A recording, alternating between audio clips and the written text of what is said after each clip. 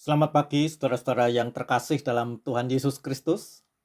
Kita berjumpa kembali dalam sapaan dan renungan pagi GKI Salatiga hari ini, Rabu 22 September 2021.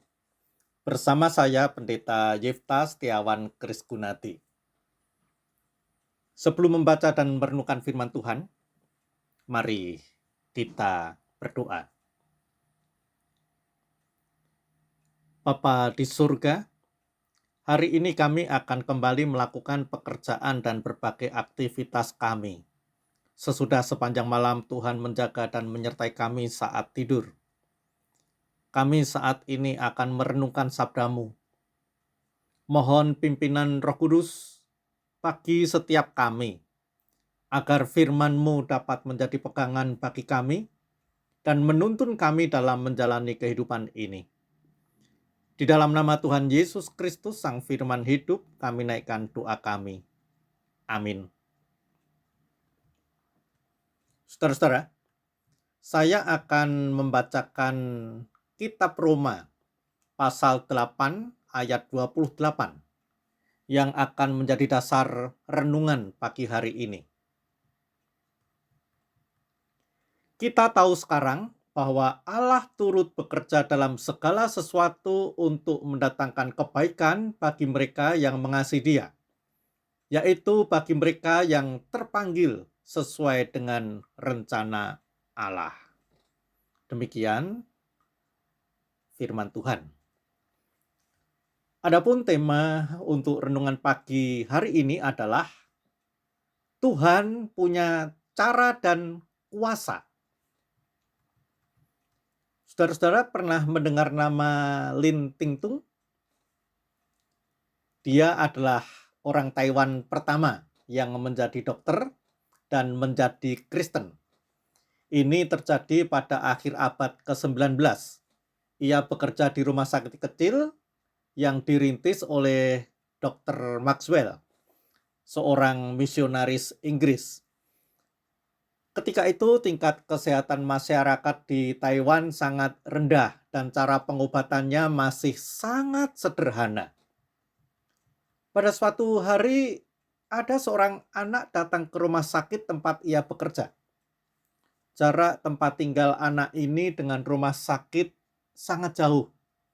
Ia harus berjalan lebih dari 2 jam dari desanya untuk menuju ke rumah sakit melalui jalan setapak, melewati hutan dan sawah. Ia datang untuk meminta obat buat ibunya yang terkena sakit malaria. Ketika nama ibunya dipanggil, anak ini langsung bangkit dari bangkunya, meraih obat dan bergegas pulang. Kemudian pada sore harinya baru diketahui oleh Dr. Lin bahwa anak itu keliru membawa obat. Yang dibawanya bukan obat malaria, melainkan disinfektan. Cairan bahan kimia yang digunakan untuk membasmi kuman penyebab penyakit, yang saya yakin untuk saat sekarang istilah ini pasti tidak asing di telinga kita. Kita bisa bayangkan kalau sampai desinfektan ini diminum oleh ibu dari anak tersebut, pastilah ibunya akan mati. Dr. Lin begitu cemas, takut, merasa bersalah dan sangat gelisah. Mengejar anak tersebut jelas tidak mungkin. Karena selain jarak yang sangat jauh, semua orang di rumah sakit juga tidak ada yang tahu jalan menuju desa tersebut. Lagi pula, anak tadi sudah meninggalkan rumah sakit sekitar 2 jam yang lalu. Artinya, anak itu sudah hampir tiba di rumahnya.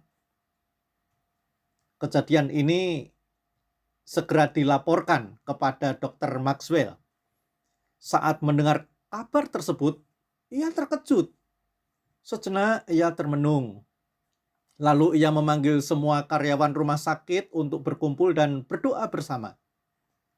Hanya itu yang terpikir, yang bisa dilakukan dalam situasi seperti itu. Kemudian Dr. Maxwell berdoa, Tuhan, kami membuat kecerobohan. Ampunilah kami. Nyawa seorang ibu sedang terancam. Tolonglah dia. Cegahlah dia agar tidak meminum obat yang salah itu. Malam harinya, Dokter Lin Ting Tung, dinas malam. Ia merasa harus bertanggung jawab atas kejadian tersebut. Dan sekaligus berjaga-jaga apabila si anak kembali ke rumah sakit karena kematian ibunya. Keesokan harinya, ketika masih subuh, terdengar ketukan pintu. Ternyata anak yang keliru membawa obat itu kembali ke rumah sakit dengan muka pucat. Ia ketakutan. Dokter Lin yang menemui anak itu juga takut dan gugup karena berpikir ia sudah membuat ibu si anak ini meninggal. Namun rupanya anak ini takut dimarahi oleh dokter karena sudah melakukan kecerobohan. Sebab kemarin ia membawa obat sambil berlari, lalu terjatuh sehingga botol itu pecah dan isinya tumpah. Mendengar itu Dokter Lin segera bertanya, kapan jatuhnya? Anak itu menjawab, kemarin sore menjelang gelap. Dan Dokter Lin Ting Tung ingat benar. Menjelang gelap itu adalah saat seluruh karyawan rumah sakit berkumpul dan berdoa untuk ibu anak tersebut. Si ibu terluput dari kematian karena obat yang salah itu tidak sampai terminum olehnya akibat botolnya terjatuh dan pecah di tengah jalan. Saudara-saudara, sebagai orang beriman, kita meyakini itulah keterlibatan Allah dalam kehidupan ini. Allah yang turut bekerja dalam segala sesuatu untuk mendatangkan kebaikan. Bisa saja dalam peristiwa yang saya ceritakan tadi orang berkata, itu cuma kebetulan. Namun, kalau Allah turut bekerja dalam segala sesuatu, saudara-saudara meyakini bukan? Kalau Allah pun berkarya di dalam apa yang disebut kebetulan itu, dalam upaya manusia menjalani kehidupannya, atau jika manusia ingin keluar dari permasalahan hidupnya, sering terjadi tekad, semangat, dan usaha saja tidak cukup. Meskipun sudah dilakukan dengan semaksimal mungkin, dengan segala daya, kita harus menyadari sepenuhnya bahwa penentu akhirnya bukanlah semata-mata tangan kita. Justru faktor yang paling menentukan adalah Tuhan. Bisa saja kita mengalami kebuntuan. Kita tidak tahu lagi apa yang kita bisa lakukan. Tetapi Tuhan pasti tahu apa yang harus Ia lakukan dan pasti bisa melakukannya. Ia tidak akan kekurangan cara dan kuasa untuk melakukan dan mendatangkan kebaikan dalam kehidupan kita. Amin. Mari kita berdoa. Terima kasih untuk firman-Mu di pagi hari ini, Tuhan. Kami diingatkan kembali untuk meyakini keterlibatan Tuhan di dalam kami menjalani kehidupan kami ini. Dan bahwa Tuhan tidak kekurangan cara dan kuasa untuk mendatangkan kebaikan demi kebaikan bagi kami. Tolong kami untuk tidak lupa melibatkan Tuhan dalam setiap karsa dan karya kami, serta dalam setiap langkah kehidupan kami. Di dalam nama Tuhan Yesus Kristus, kami berdoa.